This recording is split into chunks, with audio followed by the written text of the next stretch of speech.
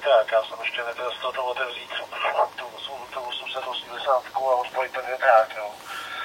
Takže tady jaksi firma Icom ve svém menu sice nabízí jakoby nějaký asi 3 stupně nastavení, ale bohužel ani jedna z nich není verze úplně vypnout, jo. Takže a už jsem dokonce zažil situaci, kdy se to zaplo samo, protože se to nějak, nevím, nějakou dobu to bylo někde v nějakým teple a zdálo se asi tomu systému, že tam moc vedel, tak se sám zapnul, jako, jo. Takže to musí rozřešit.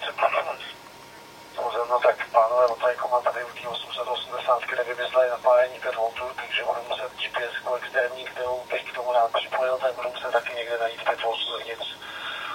Tak doufám, že k tomu najdu nějaký schéma. Takže uvidíme, jak to bude vypadat. Každopádně ještě jsem to ani neotevřel, tak jsem zvědavý, co tam v tom mají pánové narvaný. Takže tak, OK1 low, OK1 zo.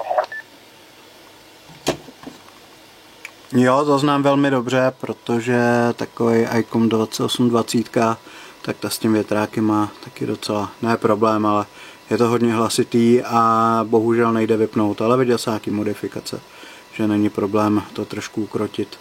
Teďko tady mi ten hotspot jede na Asus 7800 a ta teďko tady taky předvádí docela cirkus. Jo, takže to je zatím všechno ode mě. OK1 lol.